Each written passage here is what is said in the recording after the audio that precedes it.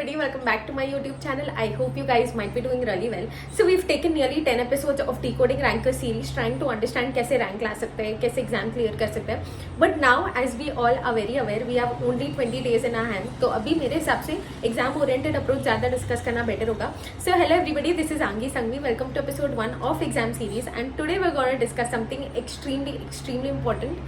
Title देख के आप सबको पता चल गया है that what we are gonna discuss today. According to me आप एक दिन पहले कैसे प्लान करोगे, ये सारी चीज़ें आपको अभी सॉर्ट करके रखनी है ताकि आप एग्जाम दिन पे इतना लोड ना ले पाओ.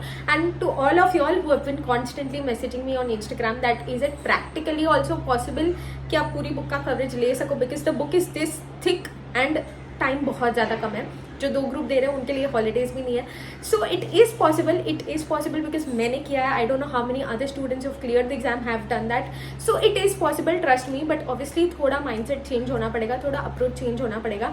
सो we'll discuss everything in detail in today's video. तो आपको समझ जाएगा कि कैसे आप प्लान कर सकते हो. So do watch the entire video till the end and in case if you new to my channel do subscribe to my channel and hit the bell icon to never miss any update.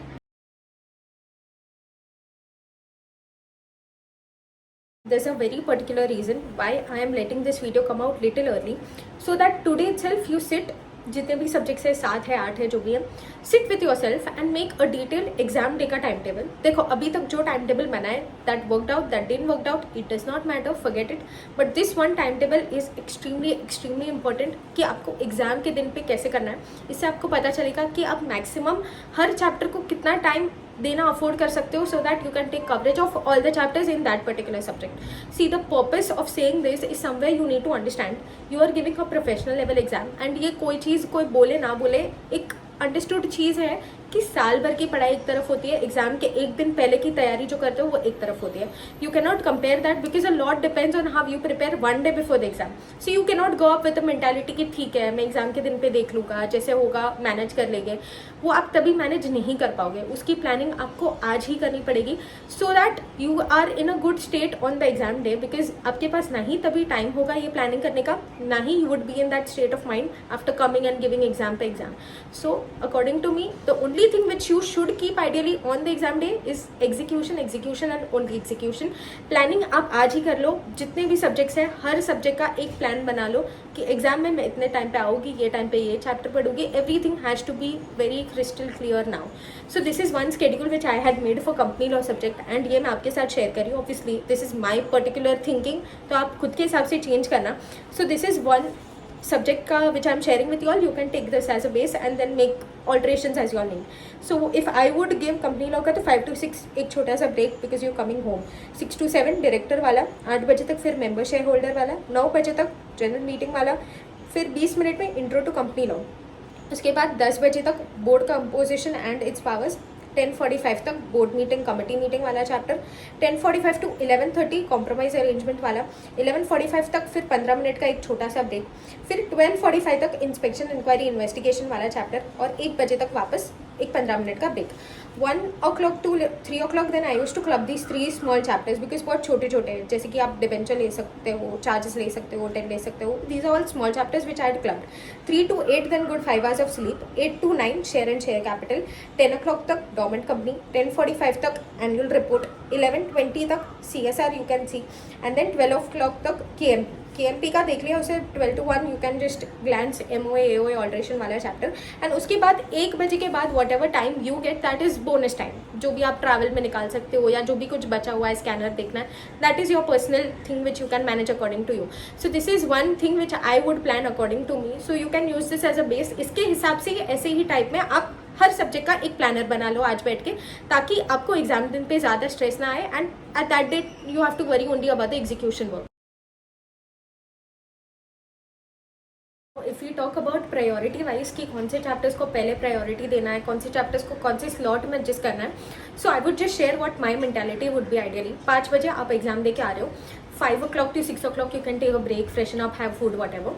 6 to 3 I used to be a night owl, so 6 to 3 I used to take that slot, which was very extensive, and I used to majorly focus on those chapters which used to be highest in terms of weightage वाले chapters मैं सबसे पहले निपटाती थी, because I used to feel that at least सुबह उठूँ तो burden is off my chest. मेरे को इतना डर नहीं है कि मेरे को सुबह इतने इंपॉर्टेंट चैप्टर्स छोड़े कि उसमें कुछ आगे पीछे हो तो मैं मैनेज ना कर पाऊँ.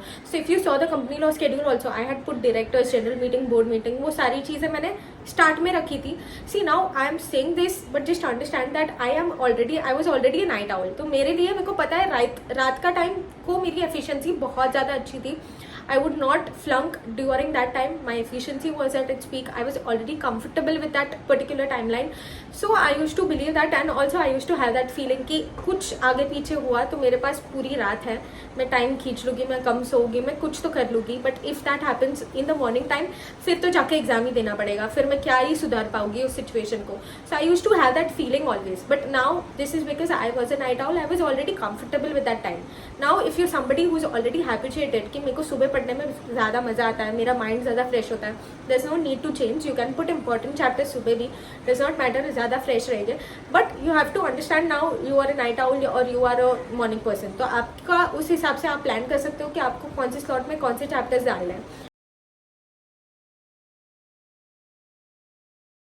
अज्यूमिंग एटलीस्ट आपने हर कोई चीज़ मिनिमम एक बारी तो पढ़ी हुआ है. मैं तो अज्यूम कर रही हूँ 3 बारी आपने पढ़ा होगा, but if not 3 times at least 1 or 2 times you have read everything. तो आप पहली बार नहीं पढ़ रहे हो, तो यहाँ पे कोई ज़रूरत नहीं है आपको हर चीज़ को इन डिटेल पढ़ने की. You have already done that before. आपको भले लग रहा है आपने नहीं किया, you done that. You need to have that faith कि मैंने पढ़ा हुआ है पहले. You will recollect things. But your the main challenge is, if you see my time table also, 1 घंटे में डायरेक्टर जैसा चैप्टर करना, you really think it is that easy? It is not easy. It's such a chapter. If you take 3 hours also, आपको लगेगा और ज़्यादा time दे दूँ.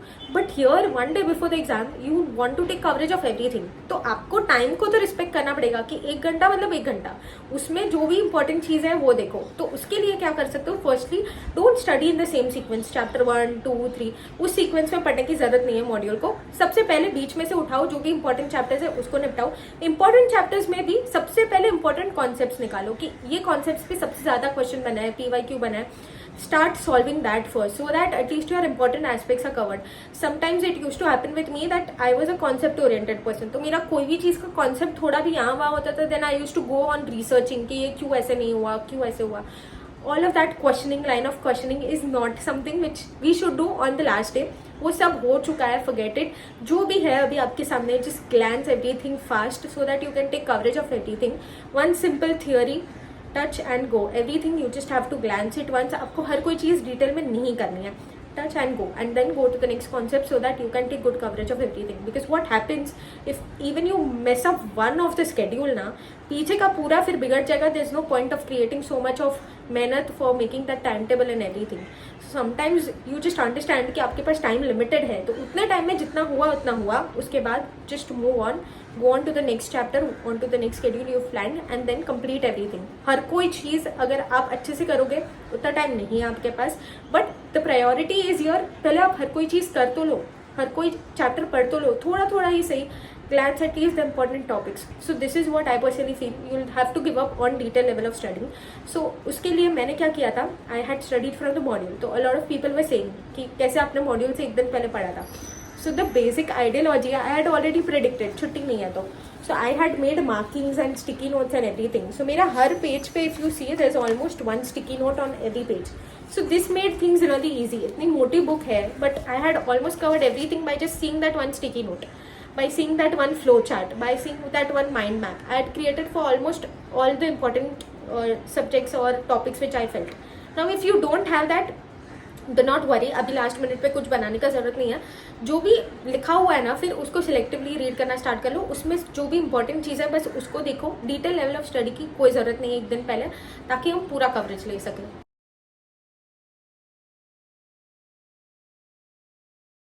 Normally I tell you guys कि actively trying to recall everything is the best way, because almost your mind every other thing is so active कि आपको नींद नहीं आएगी.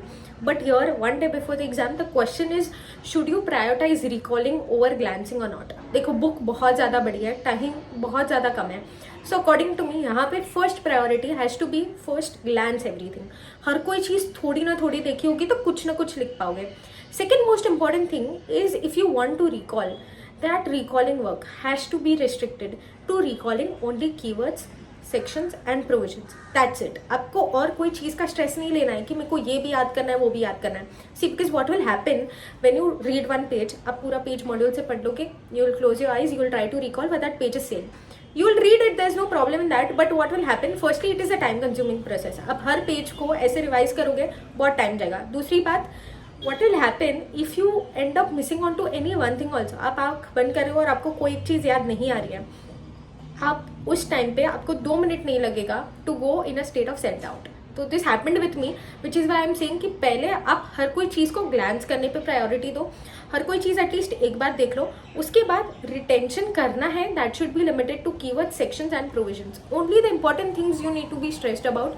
बाकी सब आपको बस ग्लैंस करके आगे बढ़ना है.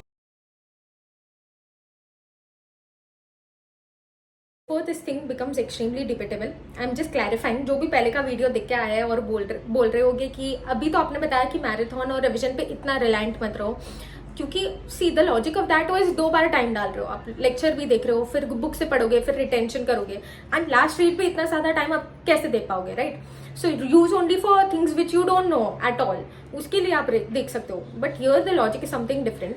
what happens is you need to carry some contingency for 8 days. अभी मैं आपको कुछ भी बोलोगे, you are in a state of mind, you will plan and implement everything.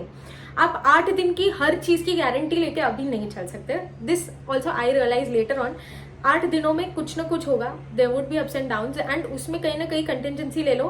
2 paper आगे पीछे हो सकते हैं. 1 paper which the institute will remove from outside, 1 paper which you personally would make some blunder or some mistake और आपको लगेगा up to the mark नहीं है.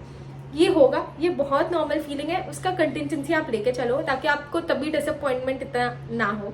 This I am saying from the personal experience. Executive के time पे all my papers were going good, like literally good. उसके बाद देर happen to come tax का paper. I was well prepared, अच्छे से लिखना है what ever.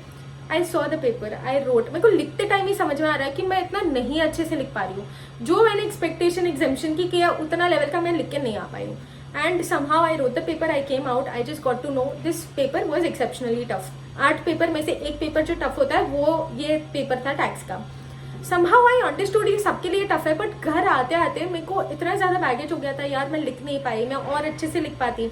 And somewhere that couldn't let me go into the zone of next paper which was FM in during our times. तो FM का paper का zone ही नहीं आ पा रहा.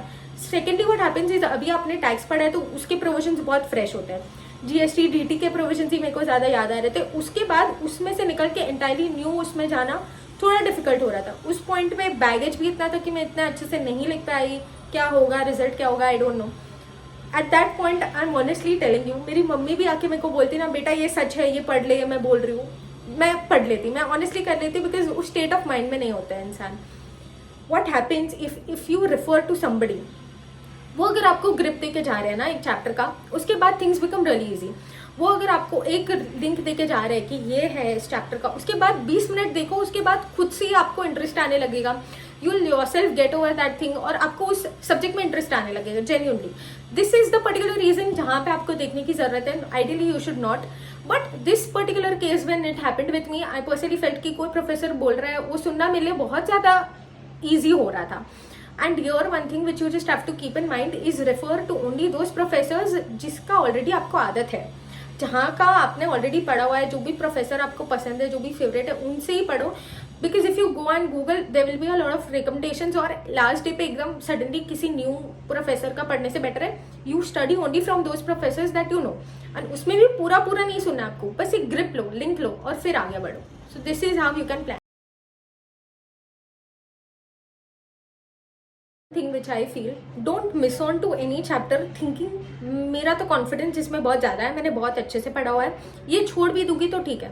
सी व्हाट हैपेंस इस सबसे ज़्यादा दुख तब होता है when you know something and you make that wrong in the exam. तो ये चीज़ का जो दुख होगा ना वो आप ओवरकम नहीं कर पाओगे. तो पहले से ओवर कॉन्फिडेंस में मत जाओ, हर चीज़ को देखो, वो ज़्यादा अच्छे से आता है, थोड़ा कम टाइम लो, but just glance everything once. Second most important thing is maximum take 1 hour to freshen up when you come home. उससे ज़्यादा मेरे को नहीं लगता आप ज़्यादा टाइम देना अफोर्ड भी कर सकते हो. जितना आपने सोचा है उतना आपको इम्प्लीमेंट करना है, तो उसके लिए somewhere you will have to quit on thinking what has gone and you have to focus on what is yet to come. So according to me start focusing on the next paper. Maximum 1 घंटा लो, ज़्यादा time pass करने का जरूरत नहीं है. आई used to तो personally carry next subject का module ही, तो ट्रैवल टाइम में मैं वो पढ़ती. If that is too much for you don't do it, that's fine. But घर आने के बाद don't spend too much of time in just getting freshen up, खाना खाने के लिए, डिस्कशन करने के लिए, ये सब चीज़ का कोई ज़रूरत नहीं है. So I hope this video has helped you and I hope इससे आप एटलीस्ट एक दिन पहले कैसे कवरेज लोगे उसका क्लैरिटी आ चुका है. थोड़ा टाइम टेबल आप आज खुद से बनाना, खुद की स्ट्रेंथ्स वीकनेस देख के, and then you see how you will manage. It is definitely possible. आप डेफिनेटली करोगे. I have full faith that you guys would do it if you plan things like in the right way. So I hope this video has helped you. I'll soon come up with another video. If you have any other exam oriented video suggestions, you can put it in the comment section, and if you have any other doubts, you can also message me on Instagram. Until then, study well, do your best.